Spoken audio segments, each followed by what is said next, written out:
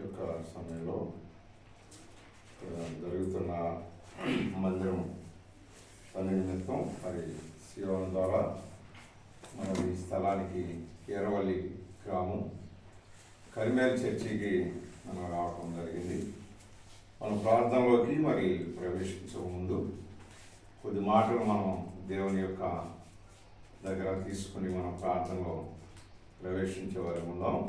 కీర్తన గ్రంథం 20వ అధ్యాయము, కీర్తనలు 20వ అధ్యాయము 4వ వచనం 5వ వచనం చదువుదాం.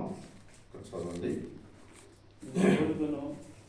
కీర్తనలు 20వ అధ్యాయము 4-5 వచనాలు. నీ కోరికను సిద్ధింపజేసి ఈ ఆలోచన యావత్తు సఫలపరచును గాక. యెహోవా నీ రక్షణ బట్టి మేము జయోత్సాహం చేయుచున్నాము. మా దేవుని నామమును బట్టి మా ధ్వజం ఎత్తుచున్నాము. నీ ప్రార్థనలను యెహోవా సఫలపరచును గాక. ప్రార్థన చేసుకుందాం. పరిశుద్ధుడైన తండ్రి, నమ్మకమైన సృష్టికర్త దేవ, అబ్రహాము, ఇస్సాకు, యాకోబుల తండ్రి, మా పితల దేవ, మాకు దేవుడిగా ప్రభుగా ఉన్నందుకు వందనాలు. సమయంలో ప్రభా మరి నాయన కొద్ది మాటలు ఆయన మీ మాటలు మాకు అందించు. వాటి ప్రకారం మరి మేము ప్రార్థనలో గడపటకు సహాయం చేయండి, కృప చూపించున్నాం. దయగల మా తండ్రి అని నాయన మీ సన్నిధిలో మొరపెడు వారిని ఆలకించుకుని సహాయం చేయండి. యేసుక్రీస్తు నామములో అడిగి వేడుకున్నాం తండ్రి, ఆమేన్. చాలా మంచిది. మరి ఈ యొక్క సమయంలో మనం చదువుతున్న మాటలు బట్టి 4వ వచనంలో అంటున్నాడు, నీ కోరికను సిద్ధింపజేసి నీ ఆలోచన యావత్తు సఫలపరచును గాక అంటున్నాడు. చూడండి, అనేక సార్లు మరి ఈ రేకుల షెడ్ కింద మనం వచ్చినప్పుడు వేసవకాలం మీటింగ్స్ అప్పుడు చాలా వేడి దిగుతూ ఉందన్నమాట. అయితే అప్పుడు కూడా మరి అన్న 1-2 సార్లు చెప్పారు. ఏమన్నారంటే, మన క్రిస్దాస్ అన్న రేకులు తీసి తగిన సమయంలో దేవుడు ఇచ్చేటట్టుగా ప్రార్థన చేయండి, స్లాప్ వేయాలని అతను చేసినట్టు గుర్తు. అయితే ఇక్కడ మానవుడమైన మనం, సేవకులుగా ఉన్న మనం దేవాది దేవుడు దగ్గర ప్రతి దినము ప్రార్థన చేసే మనం మందిరాలు ఎలా ఉండాలి, మందిరంలోకి వచ్చేవాళ్ళు ఎలా ఉండాలి, మరి వాళ్ళు ఏ రీతిగా ఎదగాలి, ఏ రీతిగా దేవుని రాజ్యానికి వారసులు కావాలి, ఏ రీతిగా వాళ్ళు రక్షణలోకి రావాలి అని మనం ఏం చేస్తూ వచ్చాము. ఈ ఉదయకాల సమయంలో కొంత సమయం వాళ్ళు వినకపోయినా కొన్ని వీధుల్లో సువార్త చేస్తూ వచ్చాం. ఏంటి ఆ సువార్త అంటే, అనేకులు దేవుని బిడ్డలు కావాలి, నిజమైన దేవుని బిడ్డలుగా మార్చబడాలని కోరిక. ఈ కోరిక అనేది మనకి దేవాది దేవుడు ఇచ్చాడు. ఎందుకంటే మనం రక్షింపబడినట్టే అనేకులు రక్షింపబడాలి. అలాగనే మరి క్రీస్తుదాస్ అన్న ఎన్నిసార్లు మరి ప్రార్థన చేసి ఉంటాడో ఈ స్లాబ్ కొరకు, ఎన్నిసార్లు మరి ఆయన దేవుని సన్నిధిలో కోరుకుని ఉంటాడు, స్లాబ్ వేయాలి ప్రభా, స్లాబ్ వేయాలి. ఎందుకంటే మన ఈ మధ్యకాలంలో 2 వారాల కిందట కొండపల్లిలో మా దగ్గరికి కొత్త వాళ్ళు వచ్చారు. చూశారు, పైకి చూశారు, అంతా రేకులే కదా, వేడి బాగా వస్తుంది. పెట్టేది ఉదయానికి ఏమవుతుందంట, వాళ్ళకి వేడి వచ్చేస్తుందంట. కనుకని వాళ్ళ మందిరం అయితే మంచి స్లాబ్ ఏసీలో ఉండి, ఎందుకంటే అక్కడికి వెళ్ళి మరి వాక్యం వెంటకి వెళ్తున్నారో లేకపోతే ఆ ఏసీల కింద కూర్చుని కాసేపు నిద్రపోతకి వెళ్తున్నారో మనకు తెలియదు. కానీ నాకు తెలిసి వినేదేమో కానీ ఆ చల్లదనానికి ఏమవుతారు, నిద్రపోతారు. రక్షణ పడిన వారు ఎక్కడ కూర్చొని చేస్తేనేమి కదా. కానీ ఇక్కడ దేవుని యొక్క మందిరంలో దేవాది దేవుడు ప్రభు యేసుక్రీస్తు వారు ఆయనకి ఇచ్చిన కోరిక, లేకపోతే ఆయనకి ఇచ్చిన ఆలోచన, లేదా సంఘానికి ఇచ్చిన తలంపై కావచ్చు, ఇది దేవుని మందిరం కాబట్టి నాకు తెలిసి మీకు తెలిసి మరి మీరేం ఆలోచించుకున్నా నాకు తెలియదు, కానీ దేవుడు దగ్గర వాళ్ళు కోరుకుంటారు. కారణం ఏంటంటే వేడిలో మేము తట్టుకోలేకపోతున్నాం కదా. కానీ సృష్టికర్త అయిన దేవుడు అన్నాడు, మొదటిగా నీ కోరికని సిద్ధింపజేసి నీ ఆలోచన ఏమున్నదో నాకు చెప్పు. నీ ఆలోచన, నీ తలంపు ఏంటి, నీకేమొచ్చింది, నీకేమొచ్చింది తలంపు, నీ ఆలోచన ఏంటి, నువ్వు ఎలా చేయాలనుకుంటున్నావు నా పని అనేది మనం తెలియపరచుకోకుండా మనం అనేక సార్లు అనేక మాటలు చెప్పి చివరి మాట ఏమంటామంటే ఇష్టం ఉండి లేకుండా ఏదో నాకు తోచిందల్లా చెప్పాను ప్రభా, నాకు తెలిసిందల్లా చెప్పాను, మీకు ఇష్టమైతేనే చెయ్యండి. లోపల ఏముంది, స్లాప్ వేయాలని ఉంటుంది. బయటికి ఏమంటాం, బయటికి దేవుడితో మీకు ఇష్టమైతేనే కదా, మీకు ఇష్టమైతేనే చేయండి. కనుక దేవుని పని దేవుడికి ఎందుకు ఇష్టం కాదు? కొంతమంది ఆలోచనలు ఎలా ఉంటాయంటే ఆ రేకుల కింద ఉండటమే తగ్గింపు అనుకుంటారు. కొంతమంది డబ్బు ఉంటుంది, డబ్బులుంటాయి కదా, డబ్బులుండి అనేక దూరాగా ఖర్చులు పెడతారు, కేసులు కోసులు రకరకాలటువంటి వాటికి వెళ్ళిపోతా ఉంటాయి. ఆయన పని చేయట్లేదు. యోహాను సువార్తలో 15వ అధ్యాయం అంటాడు, మీరు బహుగా ఫలించుట వల్ల నా తండ్రి. చూడండి, ఎందుకంటే రేకులు తీసి చేస్తే ఇది చుట్టూ అంతా శృంగారం చేసినప్పుడు చూసిన అన్నిటికి ఎలా ఉంటుందంటే వీళ్ళకి పర్వాలేదు పైనుండి బాగా వస్తున్నాయి అనుకుంటారు. పైనుండి అంటే వాస్తవాన్ని పలికేది కరెక్టే, పైనుండి అంటే వాళ్ళ పై ఆలోచన ఏంటంటే ఇది అమెరికా వాళ్ళ దేవుడు కాబట్టి అమెరికా నుంచి వస్తున్నాయి అనుకుంటా. పైనుండి అన్న మాట కరెక్ట్. పైనుండి అంటే నాకు కూడా చాలామంది ఎదురవుతుంటారు, నీకు పైనుండి బాగానే సహాయం వస్తుంది, మంచి నీట్గా తయారవుతున్నావు అంటారు. కానీ పైనుండి వస్తే పాత బండి ఎందుకు తోలాలా కదా. పైనుండి వస్తే చూడండి రకరకాల ఆలోచనలు ఉంటాయి మనుషులు. కానీ ఏమన్నాడు, మీరు బహుగా అంటే మందిరం కట్టినంత మాత్రాన ఫలించడం అని మీరు ఆలోచన. ఇక్కడ కూర్చున్నారు మంచి బోధకులు, తెలుగుగలవాళ్ళు, మంచి ఆత్మీయులు, వాళ్ళ ముందు నేను మాట్లాడాలంటే కొద్దిగా కష్టమే. ఆన్లైన్లో చూసినప్పుడు కూడా కొంచెం మరి తెలుగుగలవాళ్ళు, ఆత్మీయులు, ప్రార్థన పరులు, బోధకులు ఉంటారు, లేరంటే మందిరం కట్టినంత మాత్రాన తర్వాత కామెంట్లు తెలుసు నాకు ఆ విషయం. చూడు, మందిరం కట్టినంత వల్లనే ఫలించినట్ట. చూడు, ఈ దినాల్లో భక్తి ఎలా ఉందంటే కొంతమంది మందిరాలు చూసి కొంతమంది వెళ్తున్నారు, ఆ రకంగా వచ్చి కొంతమంది లోపలికి వచ్చిన తర్వాత దేవుని మాటలిని రక్షింపడేవాడు కొంతమంది ఉంటారు. కనుక ఇప్పుడు దేవుని పని కొరకు దేవుని మందిరము మరి ఎలా శృంగారంగా చేయాలని క్రీస్తుదాస్ అన్నకు ఆలోచన వచ్చిందో, ఆయన ఎన్ని ప్రార్థన చేశాడో, ఎంత కన్నీరు గార్చాడు ఈ స్థలంలో, మనతో ఎంత చేపించాడో ఆన్లైన్లప్పుడు, లేకపోతే ఉపవాస ప్రార్థనప్పుడు, జర్నీలప్పుడు కదా. కనుక అంటున్నాడు చూడండి, యోహాను సువార్త 14వ అధ్యాయము 14వ వచనం చదవండి. నా నామమున ఏమడిగినాను, బైబిల్ తీసి చదవండి. మీరు నన్ను ఏమడిగిన చేతను, నామమున మీరు ఏమి అడిగినాను నేను చేతను. అంటే దేవుని నామ ఘనత కొరకు మనం వెహికల్స్ కొంటాం, బైకులు కొంటాం, ఇంకేయో చేస్తాం, చివరికి ఏమంటాం, నీ నామం బట్టి చూడండి రకరకాలటువంటి ఆలోచన ఉంటామంటే. కానీ దేవుడు ఏమన్నాడంటే నా నామం అడుగు, అంటే నా నామం ఊరేగించబడత కొరకు, నా నామం ఘనత కొరకు, నా నామం అక్కడ ఏం చేయాలి. ఇప్పుడు ఇది అంతా అయిపోయిన తర్వాత బయట లోపల అంతా వాక్యం రాసినాక పెద్ద బోర్డు పెట్టినాక వెళ్ళిపోయే వాళ్ళందరూ ఇటు కూరలు బాగా వెళ్తూ ఉంటారు. ఒకసారి చూసాం, చూడు వాళ్ళందరూ చూసి ఇంతకు ముందు లాగా లేదు, ఈ మందిరం ఏమైంది, మారిపోయింది, స్లాబ్ పడింది. ఇప్పుడు ఇది మందిరము అనేవాళ్ళు కొంతమంది ఉంటారు, మందిరాన్ని ప్రేమించేవాళ్ళు. కొంతమంది ఎవరుంటారంటే దేవుడు ప్రేమించేవాడు కొంతమంది ఉంటారు, మందిరాన్ని ప్రేమించేవాడు కొంతమంది ఉంటారు, లోపల దైవజనుడిని ప్రేమించేవాడు మరి కొందరు ఉంటారు. కానీ ఇక్కడ అంటున్నాడు, నా నామమున మీరు నన్ను ఏమి అడిగినాను అదేం చేస్తానంటే ఆయన చేస్తా. నేను చేస్తా. ఎలా చేస్తాడు చదవండి.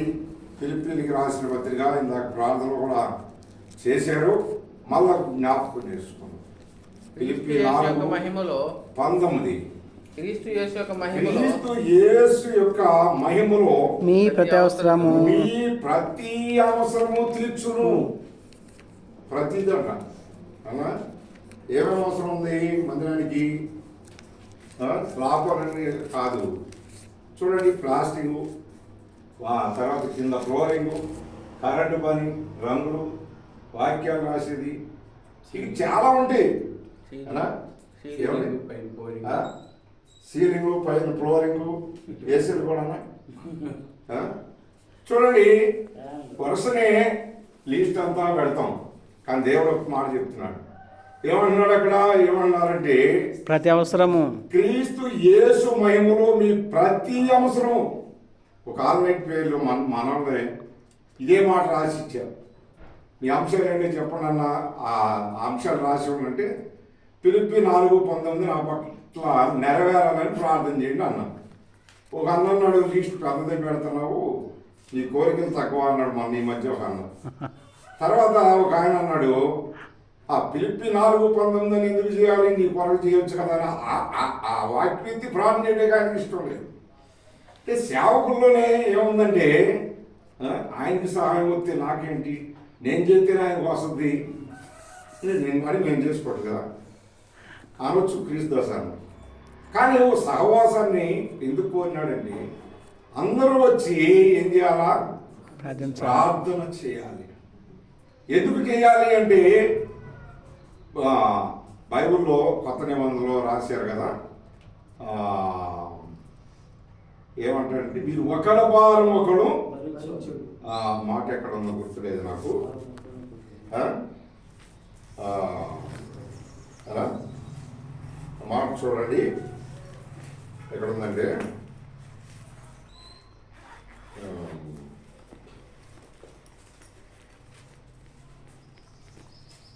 మీరు ఒకళ్ళ భారం ఒకళ్ళు భారించుట అది క్రీస్తు నేము అని అంటాడు. కొలసీలకు రాసిన పత్రికలో మనం ఆ మాట చూస్తాం.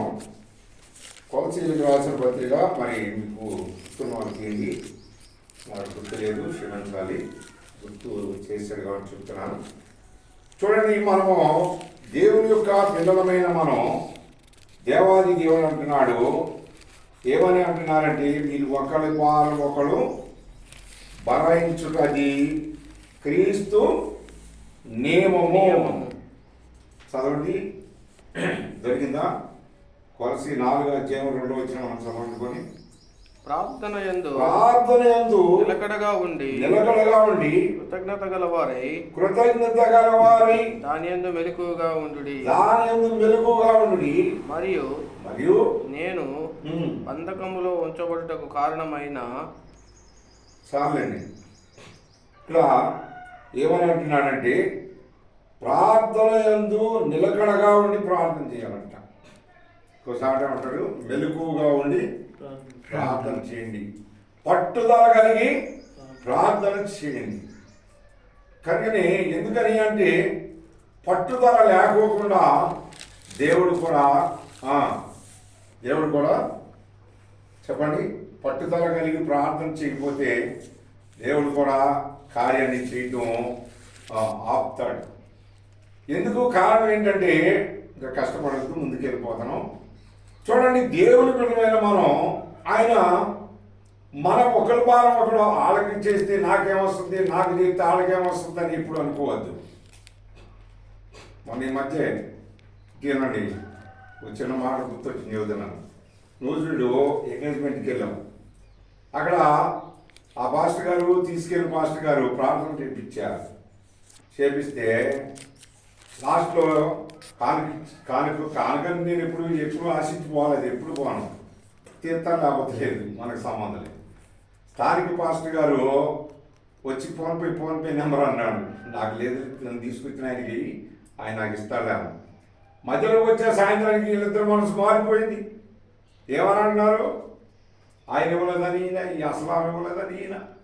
ఇట్లా చేసాడు ఏంటని ఈయన రకరకాలటువంటి అంటే డబ్బు కోసం కాదు నేను అన్నాను ఆయనతో, మీరేమి శ్రమలు పట్టేటట్టు ఆలోచించవద్దు, టెన్షన్ పడవద్దు. నేను అక్కడ ప్రార్థన చేశాను ఆ కొత్త పెళ్లి కొడుకు పెళ్లి కూతురికి, నాకు జీవితం ఇంకోసారి దేవుడి సిద్ధం చేశాడు. మీరు ఇకపోతే ఇవ్వలేదని నేను ఇంకోసారి చెప్పను కదా, అర్థమైందా? మీరు ఇవ్వలేదంటే ఇవ్వలేదని నేను ఎవరికి చెప్పను, కానీ దేవునికి మాత్రమే చెప్తా. ఏమని చెప్తా? ఇచ్చాడని చెప్తే ఇవ్వకపోతే చూడండి, ఇక్కడ దేవుని మీద ఆధారపడి పరిచర్య చేస్తున్న మన క్రీస్తుదాస్ అన్న మరి ఎంత ప్రార్థన చేసుకుంటుంటాడు ఈ మందిరం ఇలా మార్చాలని. చేశారా ప్రార్థన? ఏమని చేశారు?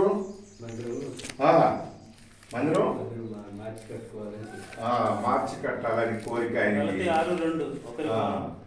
కోరిక ఆయనకి ఏమైంది? కలిగింది. కోరిక కలిగింది. చదవండి ప్రకటన గ్రంథం, ప్రకటన గ్రంథం 4వ అధ్యాయము. ఇంకా ముందుకు వెళ్ళిపోతున్నాను నేను. ప్రకటన గ్రంథం 4వ అధ్యాయము 4-5 వచనాలు చదవండి త్వరగా.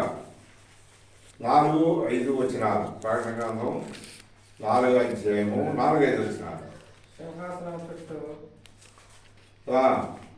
చదువు చదువు. సింహాసనం చుట్టూ 24 సింహాసనములుండెను. ఆ సింహాసనములందు 24 పెద్దలు తలల వస్త్రం ధరించుకొని తమ తలల మీద సువర్ణ కిరీటము పెట్టుకొని వారై కూర్చుండేది.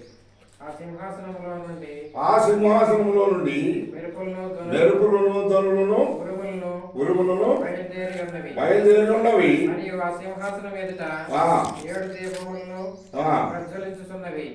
అవి దేవుని 7 ఆత్మలు. మరియు ఆ సింహాసనం ఎదుట స్ఫటికములు పోలిన గాజు వంటి సముద్రం ఉన్నట్టుండెను. 5 వచనం చదవండి. ఆ సింహాసనంలో నుండి మెరుపులను ధ్వనులను ఉరుములను బయలుదేరుచున్నవి. మరియు ఆ సింహాసనం ఎదుట 7 దీపములు ప్రజ్వలించుచున్నవి. కనుక ఇక్కడ దేవుని యొక్క పిల్లలమైన మనం ఎక్కడి నుంచి ఆయన మనకి సహాయం చేస్తున్నాడు? ఆ సింహాసనంలో ఉన్నాడు. సింహాసనం నుంచి బయలుదేరుతున్నాడు. కనుకని మనం దేవుడు మన ప్రార్థనకి జవాబు దాచి ఉంచాడు. ఎక్కడ దాచాడు? సింహాసనం. ఆయన కూర్చున్న సింహాసనంలో జవాబు దొరుకుతుంది. అక్కడే దాచిపెట్టాడంట ఆయన. అక్కడి నుంచి బయలుదేరుతుందంట. ఎక్కడి నుంచి? దేవుని దగ్గర నుంచి వస్తుంది. అక్కడి నుంచి వస్తుంది. కారణం ఏంటంటే ఆయన కొరకు అడుగుతున్నాం కాబట్టి, ఆయన కొరకు మనం ఏం చేస్తున్నాం? మొర పెడుతున్నాం కాబట్టి. కనుక నేను చూడండి, కీర్తన గ్రంథానికి రండి. 20వ అధ్యాయము మనం ఇందాక చదువుకున్న కాడికి నీ కోరికను సిద్ధింపజేసి 20వ అధ్యాయము. చాలా స్పీడ్ ఉన్నారు. 4-5 నీ కోరికను సిద్ధింపజేసి 8వ వచనం 9వ వచనం. యెహోవా రక్షింపము మేము మొరపెట్టినప్పుడు రాజు మాకు ఉత్తరం ఇచ్చిన గాక. ఇక్కడ మందిరం ఎవరిదంటే ఎవరిది? అనేక సార్లు ప్రార్థన చేస్తాం. ఏమని ప్రార్థన చేస్తాం? క్రీస్తుదాస్ అన్న మందిరం అని ప్రార్థన చేస్తాం. చాలా మంది అర్థం చేస్తుంటారు. చాలా మందికి అలవాటు అదే. క్రీస్తుదాస్ అన్నకి దేవాను ఇచ్చిన ఈ మందిరం, ఈ పరిచర్య ఆయనకు అప్పచెప్పినాము అని అనం. కానీ క్రీస్తుదాస్ అన్న మందిరానికి వచ్చాము అంటుంటాం. పర్లేదు, ఆయన పేరు అదే కాబట్టి కొంచెం కలుస్తుంది. కొంతమందిని కలవదు కదా. చూడండి, ఇక్కడ ఎవరి దగ్గర మొరపెడతాకు వచ్చామంటే ఏ రాజు?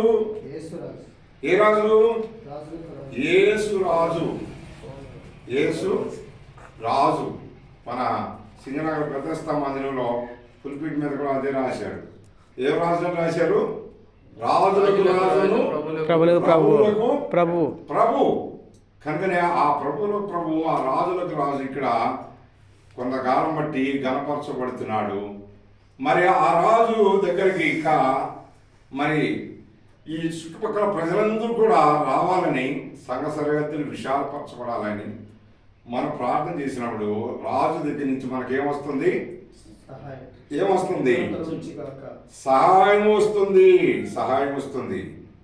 కనుక ఇంకో మాట చూసి మనం ప్రార్థనలోకి వెళదాం. 2వ వచనం ఎక్కడి నుంచి ఇస్తున్నాడో చూడండి.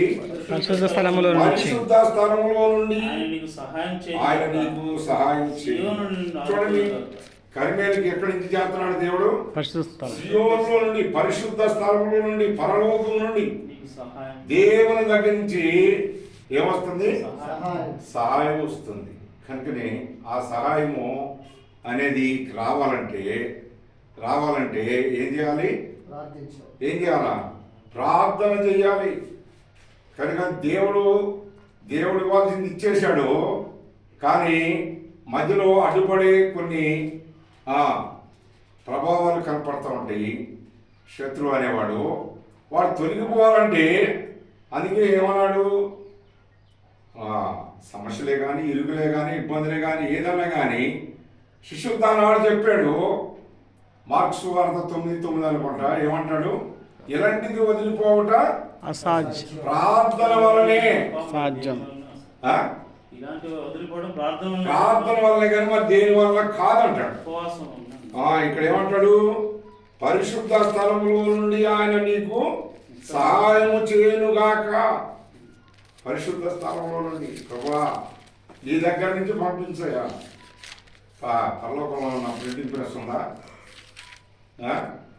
పరలోకంలో ప్రింటింగ్ ప్రెస్ ఉందా? ఎవరైనా చూసి ఇచ్చారా అండి? అదే ఎక్కడి నుంచి సాయం చేస్తారు? ఎక్కడి నుంచి? దేవుని మందిరం నుండి అబద్ధపడతాం. ఎక్కడి నుంచి చేస్తాడు చెప్పండి? పరిశుద్ధ స్థలములో నుండి సహాయము చేస్తాడని ఇక్కడ రాశాడు కదా. అంటే నాకు తెలిసిన, నేను ఆలోచించుకున్న 10 సార్లు ఎక్కడి నుంచి చేస్తాడంటే తన బిడ్డలైన వారు పరిశుద్ధుల ద్వారా ఏమొస్తుంది? అన్నిటి పంపడు. ఒకళ్ళు పంపుతారు, కొంతమంది మనసు ఉంటుంది కదా. కొంతమంది పంపినప్పుడు ఏమంటుంటారు? లక్ష్యం పన్నోడు ఎందుకు తెచ్చాడు అని కొనుక్కుంటారు కొంతమంది. చూడండి, దేవుడు పంపిస్తున్నాడు, ఎవరెవరినో ప్రేరేపిస్తాడు. చూడండి, జీకొండలు మేము మందిరం కట్టిన, మీరు రాలేదు, రావాలి ఈ సంవత్సరం. అయితే అక్కడ మందిరం పునాదేయడం మాకు తెలుసు, కట్టడం అంతా దేవుడు ఆళ్ళ తలవాడు తెచ్చి ఇచ్చేశారు. తెలియని వాళ్ళు తెచ్చి ఇచ్చారు, అన్నిలో తెచ్చి ఇచ్చారు. అయితే దీని వెనకమాల ఏముందంటే 12 గంటలు 24 గంటలు చైన్ ప్రేయర్ చేసాం. ఓన్లీ ప్రార్థన చేసి కనిపెట్టినప్పుడు సృష్టికర్త అయిన దేవుడు ఎవరెవరినో ప్రేరేపించారు. నా నెంబర్ తెలియని వాళ్ళు కూడా నెంబర్ తీసుకుని ఫోన్ చేసి ఇంటికి రప్పించుకుని ప్రార్థన చేయించుకుని మందిరం కడుతున్నారంటగా, ఇదిగో నాకు తోసింది ఇది, ఇగో మందిరం కడుతున్నారంటగా, ఇగో మేము ఇసుక పంపిస్తున్నాం, మందిరం కడుతున్నారంటే ఇదిగో రాళ్ళు పంపిస్తున్నాం. చూడండి, రకరకాల. ఒక ఆయన ఏం చేశాడంటే 25 సిమెంట్ గంటలు పట్టుకొచ్చి పొద్దున్నే మాకు అప్పచెప్పాడు. ఇదంతా ఎట్లా జరుగుతుందంటే మన ముందు వెళ్ళిపోయిన దైవజనులు నేర్పిన భక్త సింగాలు నేర్పింది ఏంటంటే ప్రార్థన. కనుక ఆయన గురించి మనం అనేసార్లు చెప్తాం. ఆయన గురించి తప్పని కాదు నేను అంటలేదు, ఆయన చేసిన ప్రార్థన. మనం ఎందుకు అలా చేస్తున్నాం? ఇక్కడ అంటున్నాడు, ఏమంటున్నాడు? పరిశుద్ధ స్థలంలో నుండి ఆయన నీకు సహాయం చేయనుగాక, సియోన్లో నుండి ఆయన నిన్ను ఆదుకుంటాడంట. సియోన్లో కర్మేలను ఆదుకోవాలంటే, కర్మేల మందిరాన్ని వర్కింగ్ జరగాలంటే ఎక్కడి నుంచి వచ్చాం మనం? సియోన్ మందిరం నుంచి వచ్చాం. ఎక్కడి నుంచి వచ్చాం? సియోన్ నుండి కర్మేల్లో ప్రార్థన చేయడానికి వచ్చాం. ఎరవల్లి చూడండి, దేవుని బిడ్డలైన మనం ప్రార్థన చేస్తాం.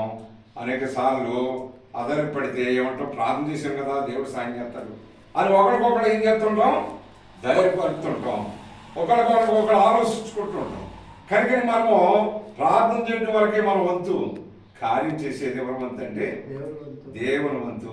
అనేక సార్లు లక్క కూడా అన్నది సేవకుడు. ఇన్ని పరిస్థితులు ఉన్నప్పుడు కూడా ఏంటయ్యా హాయిగా తిని గుండె మీద చేసుకుని హాయిగా నిద్ర మాత్రం ఏ బాధ లేకుండా అన్నది.